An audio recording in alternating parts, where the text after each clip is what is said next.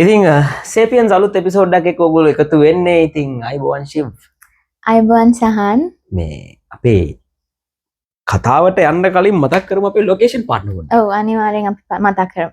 ඉතින් අපි දැන් අද එකතු වෙලා ඉන්න ඔයාලත් එක්ක House of 1870 SLIIT Malambe campus එක ළඟ තමයි මේ කැෆේ එක තියෙන්නේ. හරිම calm environment එකක් තියෙනවා. ස්ටඩීස් එහෙම කරනවා නම් ඔයාලට මෙතෙන්ට ඇවිල්ලා නිවී සනසිල්ලේ කිසිම සද්දයක් බද්දයක් නැතුව ඔයාලගේ වැඩ ටික කරගෙන යන්නත් පුළුවන්. මොකද ස්ටාෆ් එකත් හරිම ෆ්‍රෙන්ඩ්ලි. එතකොට ඔයාලට ඕන විදිහට ඔයාලගේ රික්වයර්මන්ට්ස් වලට කේටර් කරලා ඔයාලට මෙතන හොඳට පාඩම් වැඩ ටික කරගෙන යන්න පුළුවන්. ඉතින් පාඩම් වැඩ විතරක් නෙමෙයි. ඉතින් මේ ඔය ගෑල්ලා මේකෙම ඉන්නවා නම් ඩේට් එකක් එක්ක යන්න අයිඩියාවක් තියෙනවා. ඕන ඩේට් ලොකේෂන් එකක් තියෙනවා.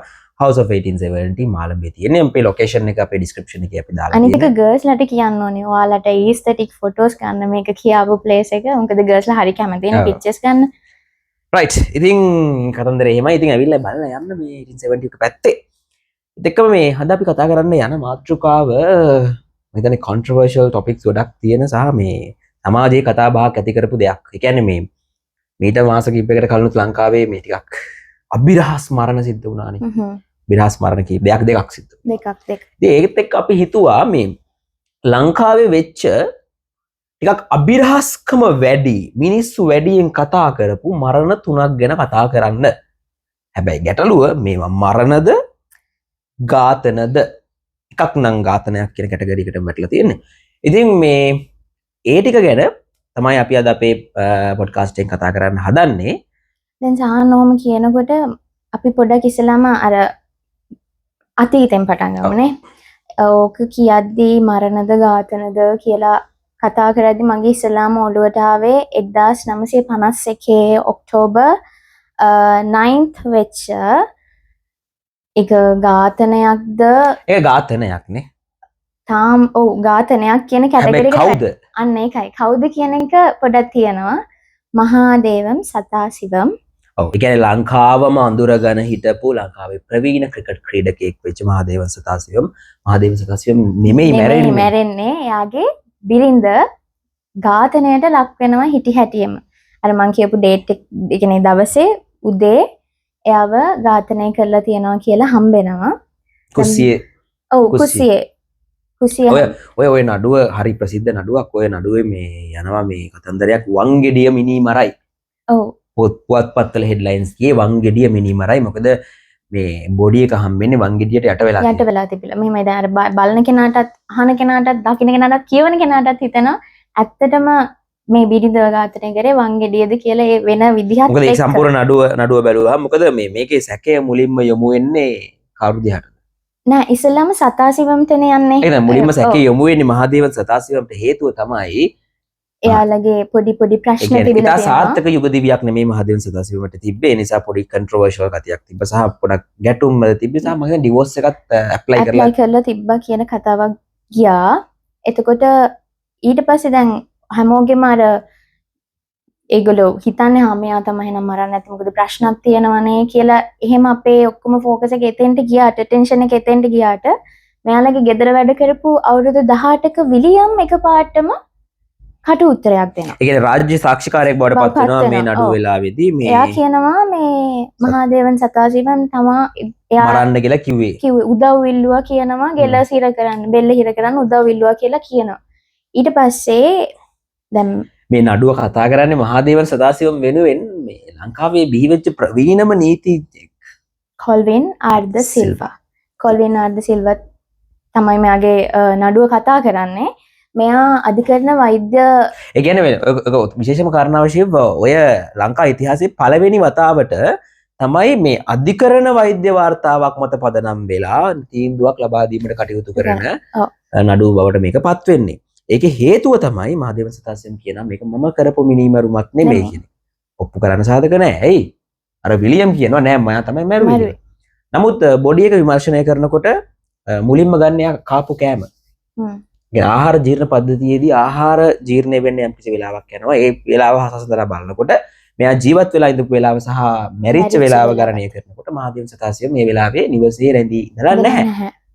නමුත් තව කතාවක් තව කන්ද වෙනවා. මොකද්ද? කතාව. ඔව් දැන් අර වංගෙඩියට වංගෙඩි යටනේ හම්බෙන්නේ මේ මිනිම් කෙනෙක් මිනිහා එතකොට ඒක හරවලා තියෙන්නේ වමත් කාරයෙක් කියලා පොඩි කතාවකුත් එතනින් එනවා. ඒ කියන්නේ ඒ අධිකරණ වෛද්‍ය වාර්තාවේ කියනවා මේක මේ වමත්කාරයෙක් විසින් තමයි මේ දේ කරලා තියෙන්නේ. අනිත් එක මහාදේවන් සතාසිවන් දකුණුකාරයෙක්. මොකද ක්‍රිකට් ක්‍රීඩකෙක් දකුණත්කාරයෙක් කියලා ඒක මුළු ලෝකෙම දන්නවා. එතකොට ඔක්කොම ඇටෙන්ෂන් එක යන්නේ අර ගෙදර වැඩ කරපු අවුරුදු 18 විලියම්ට. මොකද එයා වමත්කාරයෙක්. සහ රත්තරන් බඩු අතුරු දහන් වීමත් මේ සැකේ යොමු වීම තවත් උග්‍ර අතට හැරෙනවා. කොහොම හරි මේකේ නඩු තීන්දුව නම් ප්‍රකාශයටපත් වෙනවා. විලියම් වර්ධකරු කරමින් මේ නඩු තීන්දුව ප්‍රකාශයටපත් වෙනවා. නමුත් ඉතින් සතාසිවම්ට යහපත් ජීවිතයක් නම් ගෙවන්න හම්බෙන්නේ නැහැ නිසා රට දාලා යනවා.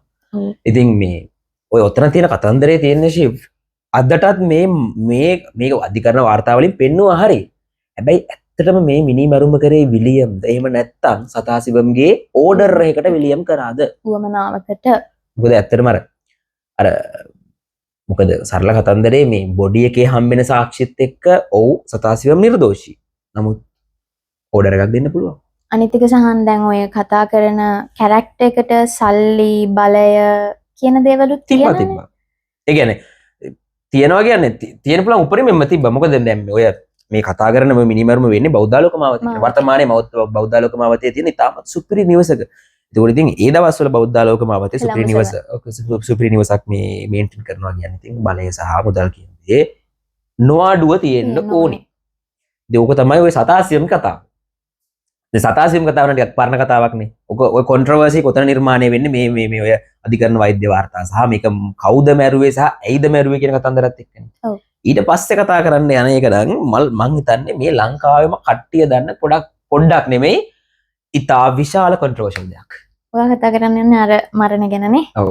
හරි. එතකොට මං හිතන්නේ ජෙන්සි එකත් පොඩ්ඩක් ඒක ගැන දැනුවත්. පොඩ්ඩක් නෙමෙයි මං හිතන්නේ මේක හොඳටම දැනුවත් දෙයක්. ඔව්. දැන් ඒ වුණාට දැන් උනත් ඒක කතා වෙනවා. මොකද හේතුව මේ වර්තමානය වෙනකොට මෙන්න මේ මරණය මැතිවරණ කිහිපයකම මැතිවරණ පොරොන්දුවක් බවට පත් වුණා. මැතිවරණ කිහිපයක මැතිවරණ පොරොන්දුවක් බවට පත් වෙච්ච මරණයක් තමයි මේක. ඉතින් මම හිතන්නේ මෙහෙම කියනකොටම මේ ඔඩියන්ස් එක දන්නවා නේද කියලා. තේරෙනවා. ඉතින් මේ වෙන කවුරුත් නෙමෙයි ලංකාවේ හිටපු සුපිරි රග්බි ක්‍රීඩක වසීම් තාජුදීන්. වසීම් තාජුදීන් ඝාතනය වෙනවා. ඝාතනය වෙන්නේ මේ සමා වෙන්න ඕනේ මුලින්ම කියන්නේ ඝාතනය නෙමෙයි. මුලදීම මේක සාක්ෂි විදිහට හම්බෙන්නේ ක්‍රියානතුරක් සිද්ධ වෙලා එයා ගමන් කරපු මෝටර් රථයේ ගිනි අරගෙන පිලිස්සුණු සිරුර තමයි හම්බෙන්නේ. එතකොට මේක ක්‍රියානතුරක් තුලින් සිදුවෙච්ච ඇක්සිඩන්ට් එකක්. කියන්නේ ඇක්සිඩන්ටල් ඩෙත් එකක් විදිහට තමයි මේක හඳුන්වන්නේ. එතකොට මේක සිද්ධ වෙන්නේ 2012 තමයි සිද්ධ වෙන්නේ. ඔව් 2017. එතකොට මේ සිද්ධියත් එක්ක මේක කොහොමද කන්ට්‍රොවර්ෂල් වෙන්නේ? මෙහෙමයි දැන් අර එයා වාහනේ ඩ්‍රයිව් කරන් ගිහින් තාප් එක හැප්පිලානේ පිච්චිලා මැරිලා කියලා. හැබැයි එයාගේ බොඩි එක හම්බෙන්නේ ඩ්‍රයිවිං සීට් එකේ නෙමෙයි. පැසෙන්ජර් සීට් එකේ. එතකොට හිතා ගන්න බෑ කොහොම එයා පුළුවන් ද එහෙම පැසෙන්ජර් සීට් එක. අනිත් එක දැන් ඉඳපු ඉරියව්වත් එක්ක අර මාරු වෙන්න හදලා කියන දේ සංකල්පයක් ගන්නත් බෑ කියන එක තමයි කියන්නේ. තව ඔක තිබ්බනේ. ඔව් අනිත් එක තමයි එයාගේ සිරුරේ කොටස් සමහර කොටස් අතුරුදහන් වෙලා කියලාත් කතාවක් යනවා. මේ කියන්නේ මේක මේ අධිකරණ වෛද්‍යවරයා විසින් අතුරුදහන් කරලා කියලා. ඒ කියන්නේ යම් කිසි කොටස් සහ අනිත් දේ තමයි මෙයාගේ තැන් කීපයක් වීදුරු කැබලි වලින් කපලා කැපිලා නෙමෙයි කපලා තියෙනවා සහ pelvic bones වලට pelvic bones කැඩිලා තියෙනවා. pelvic bones කැඩිලා තියෙනවා. එතකොට අධිකරණ වෛද්‍ය නැත්නම් මේ අධිකරණ වෛද්‍ය නිර්දේශයක් රිපෝට් එකක් එනවා. මෙයාව යම් කිසි තැනකදී අමානුෂික ලෙස පහර දීලා ඝාතනය කරලා මෝටර රථය අනතුරකට භාජනය කරලා ගිනි තිබ්බා කියලා. එතකොට මේ ඒ දවස්වල මේ කතාවට සම්බන්ධ වෙනවා වර්තමානයේ දේශපාලනය වුණත් නිවුස් නිර්මාණය කරන මේ දවස්වල කියන අර ජනප්‍රිය තරුව කියලා කියන කට්ටිය. ඔන්න ඔය ජනප්‍රිය තරුවගේ මේ නමත් මේකට ඈඳෙනවා. මොකද ඒ පවුලෙන් තමයි ඔය රග්බි ක්ලබ්ස් මේන්ටේන් කිරීම සිද්ධ වෙන්නේ. පරිපාලනය සිද්ධ වෙන්නේ. එතකොට ඉතින් මේ ඒගොල්ලොත් ඒක ඈඳෙනවා. නමුත් ඔක ඇත්තටම කිව්වොත් එහෙම ඔය නඩුව අදටත් හරි තීන්දුවක් නැහැ. හරි තීන්දුවක් නැහැ. ඒ වුණාට සහන් තව කතාවක් කියන්නේ මොකද්ද? ප්‍රේම සම්බන්ධයක ඔව්. ආහුවෙකුත් තිබ්බනේ. ඒ කියන්නේ එහෙම කතන්දරයක් තිබ්බා. කියන්නේ සමාජයේ තිබ්බා. එතකොට මේ තාජුදීන් සහ අදාළ පුද්ගලයා හෝ අදාළ පවුලේ යම්කිසි පුද්ගලයෙක් එක්ක මේ යම්කිසි එක්තරා තුන්කොම් සටනක් තුන්කොන් සටනක් තිබිලා ඔන්න ඉතින් එක්කෙනෙක් පරාජයට පත් වෙලා ජීවිතෙන් වන්දිගේ කතන්දරයක් තමයි අපිට අහන්න හම්බුනේ. එවනට ඒක අහද්දිත් පොඩක් හරි අමාරුයිනේ. මොන වුණත් දක්ෂ රග්බි ක්‍රීඩකයෙක් රට වෙනුවෙන් දෙයක් කරන්න හිටපු ක්‍රීඩකයෙක් තමයි මේ ඝාතනයට ලක් වෙන්නේ මේ. කොහොමද මෙයාලගේ පවුලේ අය يعني යාළුවෝ පිළිගන්නේ නැහැ මේක natural death එකක් කියලා. ඒක කියන්නේ obvious දෙයක් මොකද එහෙම ඉතින් මොකද මම හිතන්නේ වසීම් තාජුදීන් කියන්නේ එහෙම අර අපි තියෙනවනේ දැන් අපේ ක්ලම්සි ඩ්‍රයිවිං කරන කෙනෙක් නෙමෙයි කියන එක කියලා තිබ්බා. සහ එයාගේ තියෙන අර කලින් හිස්ටරි එකත් එක බලද්දී එහෙම ඇක්සිඩන්ට් එකකට ෆේස් කරන්න තරම් දෙයක් නෙමෙයි කියන එක ගොඩක් එයාලගේ පවුලේ කියලා තිබ්බා. කොහොම හරි ඉතින් ඔය මම අර කිව්වේ අදටත් තීන්දුවක් නැහැ කියන එක. මොකද 2015 මේ දිකාවි තා විශාල හඬක් නිර්මාණය කරා මේකට හරි තීන්දුවක් ගන්න ඕනේ. ඊට පස්සේ මේ 2024 පැවැත්වෙච්ච මැතිවරණයට පවා මේක අතිශය විශාල ලෙස මේකට අපි නිවැරදි තීන්දුවක් කරන් දෙනවා කියලා කිව්වා. නමුත් අදටත් ගැටලුව මේකට හරි සාධාරණයක් වුණාද කියන දේ තමයි. මොකද මේක මෙහෙමයි මේක අපෙන් අහලා වැඩක් නැහැ මේක අහන තාජුදීන්ගේ පවුලේ. ඉතින් මේ ওই කතන්දරේ ඔන්න ඔහොම යනකොට ඊට පස්සේ මේ අපිට තව මරණයක් ගැන ආරංචි වෙනවා. මෑතකදී. ඔව්. ඒක කියන්නේ මීට අවුරුදු 4ක් වගේ. කවුද ඉතින්? සාන්ම කියමුකෝ.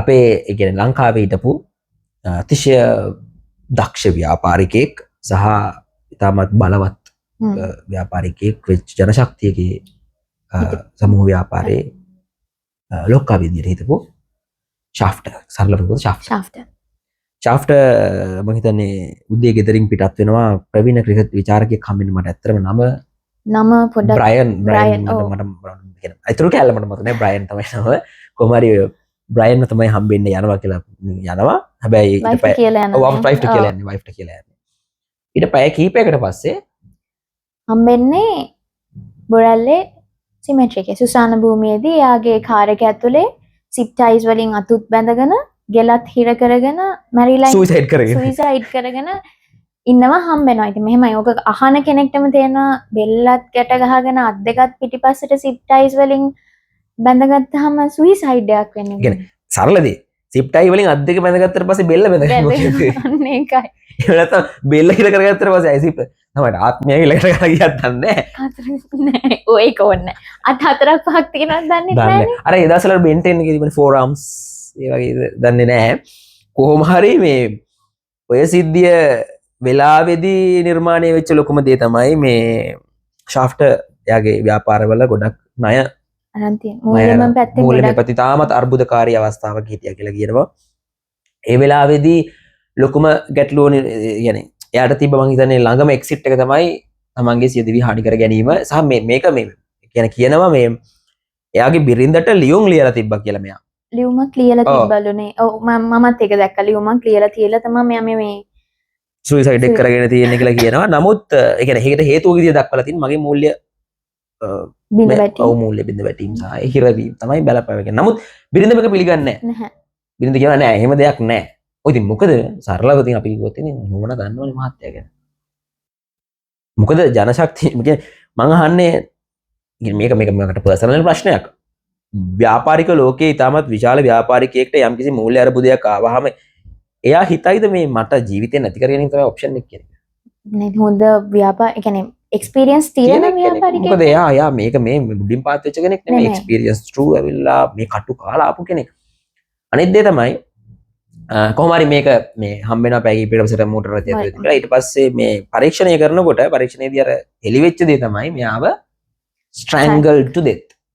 يعني ගෙල සිර කර මරා දැමීමක් තමයි සිද්ධ වෙලා තියෙන්නේ. يعني ප්‍රැක්ටිකලි මේක ප්‍රැක්ටිකල් ඉම්ප්‍රැක්ටිකල්. එහෙම සුයිසයිඩ් එකක් කරගන්න බෑ මොකද අත් දෙකත් ගැට ගහගෙන වෙල්ලත් නේව කරගන්න බෑ කියන දේ තමයි අධිකරණ වෛද්‍යවරයාත් නිගමනය කරලා තිබ්බේ. ඉතින් මෙතනත් නැවත වෙච්ච ගැටලුව එහෙනම් කවුද මැරුවේ? කවුද බොරැල්ලේ සිමෙට්‍රි එකට ඇවිල්ලා ඒ වගේම තමයි CCTV වල තියෙනවා යම්කිසි පුද්ගලයෙක් පිටව යනවා. පිටව යන පුද්ගලයා ගැන අදටත් නැහැ. ෂාෆ්ට් එකේ කතන්දරේ අදටත් හරි කියන්නේ ක්‍රිස්ටල් ක්ලියර් තීන්දුවක් අපිට බලන්න නැහැ. එතකොට මේ කවුද පුද්ගලයා? මැරුවා නම් ඇයි මොකක්ද මෝටිව් එක? මොකද මෙහෙම අපි දන්න අපි කතා කරන ෂාෆ්ට් අපි දකින්නේ පබ්ලික් ෆිගර් එකක් විදියට ව්‍යාපාරිකයෙක් විදියටනේ. තොරේ ව්‍යාපාරික ශාෆ්ට තුළ ලොකු ගැටලු තියෙන වගේ අපි දැකලා නැහැ. නැහැ. නමුත් අභ්‍යන්තරය අපි දන්නේ නැහැ. නැහැ. ඔව්. අභ්‍යන්තරය අපි දන්නේ නැහැ. ඒකෝට මේ වගේ අවස්ථාවක සමහර විට මෙයාට තව ගැටලු තිබ්බද කියන දේ දන්නේ නැහැ. ඉතින් මේ ප්‍රශ්න ගොඩක් තියෙනවා. එහම ඉතින් වයිෆ් පිළිගන්නේ නෑනේ. එතකොට වයිෆ් මොනා කිව්වත් යම් තාක් දුරකට එයා ගැන දැන තිබ්බ ප්‍රශ්න හැමදේම එතකොට එයා දැනගෙන ඉඳලා තියෙනවා ශාෆ්ට් කියන්නේ එච්චර වීක් මිනිසෙක් නෙමෙයි. සුයිසයිඩ් කරගන්න තරම් මේ වගේ ප්‍රශ්නයකට සුයිසයිඩ් කරගන්න තරම් වීක් මිනිසෙක් නෙමෙයි කියලා දන්න හින්දානේ එයා රිෆියුස් කරන්නේ මේක සුයිසයිඩ් ගන්න නෙමෙයි කියලා. එතකොට කවුද අතටත් ක්වෙස්චන් මාක් එකක් තමයි. ඉතින් අර මේ මරණ තුන දිහාම බැලුවාම අපිට පේන දේ තමයි අර dead man tell no tales. මලමිනී කතා කියන්නේ නැහැ. අනිත් එක තමයි සහන් බලය සල්ලි ඔය ටික තියෙනකොට හරි කියන්නේ අමාරු ජීවත් වෙන්න. ජීවත් වෙන්න ලේසි වුණාට ප්‍රශ්න වැඩි වගේ. නේද ජීවත් වෙන්න තමාරුනේ. මේක බැලුවම ඕ එහෙමත් හිතන. ජීවත් වීමත් නැති වෙලා තියෙන කෙසේ වුණත් අර කියන්නේ මෙහෙමයි. අපිට මෙතන තියෙන ගැටලුව මේ යම් කිසි මරණ සිද්ධ වෙනවා බලය නිසා, යම් කිසි මරණ සිද්ධ වෙනවා මුදල් නිසා, යම් කිසි මරණ සිද්ධ වෙනවා සමහර රජස් නිසා සමහර මෙහෙමයි. ඉතින් අප කියන්නේ මනුස්ස ජීවිතය පර්සනල් ග්‍රජස් නිසා මිනිස්සු මරනවා කියන්නේ ඒක ඉතින් අපිට අනුමත කරන්න බෑ. අනුමත කරන්න බෑ. ඉතින් කොහොම හරි ඔය මේ අපි කතා කරේ තුනක් ඈ. තව තියෙනවා. ලංකාවේ කතා කරොත් ඔය වගේ කියන්නේ අර මෑතක වෙච්ච මරණ දෙකම නේද? මේ මරණ දෙක ගැනම කතා කරන්න පුළුවන්. ඊට පස්සේ තව කොච්චර මරණ දිනවද? ඔය වගේ සමහර අය ඇක්සිඩන්ට් වලින් මැරිච්ච අය ඉන්නවා. සමහර අය සුයිසයිඩ් කියන බහුතරයක් සුයිසයිඩ් කරගෙන තියෙන්නේ. දැන් මේ මෑතකදී වෙච්ච දෙකත් සුයිසයිඩ් නේ. ඔව් සුයිසයිඩ් කරගෙන තියෙන්නේ. ඉතින් මේ අර ප්‍රශ්නේ තියෙන්නේ මේකයි. ඒ හැමෝගෙම ප්‍රශ්නය ඒ කියන්නේ සුයිසයිඩ්ට කලින් අර ලොකු නම් ගෑවෙන සිද්ධි වෙලා තියෙනවා. මං හිතන්නේ නෑ ඒගොල්ලෝ මන් දන්නේ ඉතින් මන් දන්නේ සමහර නැහැ. ඔව්. අර සුයිසයිඩ් කියන කවර් එක නිකන් ඒ කියන්නේ අර හැමෝම පාවිච්චි කරන මේ නිකන් ෆිල්ටර් එකක්. ෆිල්ටර් එක. සුයිසයිඩ් එච්චරයි. එතනින් එතනින් අපේ මොකද දැන් අපි අර තාජුදීන්ගේ මරණය ගැන කතා කරද්දී ශරීරයේ කොටස් අතුරුදහන් වුණා නම් අධිකරණ වෛද්‍යවරයා අධිකරණ වෛද්‍යවරයා කියන්නේ යුක්තිය පසදලීමේ ක්‍රියාවලියේ ඉන්න පුද්ගලයෙක්නේ. මෙයාට හැකියාව තියෙනවා නම් අර ශරීර කොටස් ටිකක් අතුරුදහන් කරලා මේ යුක්තියට බලපෑමක් කරන්න ඇටත් නියරත් ගොයන් කානං කාට කියන්න මේ අවනඩුව.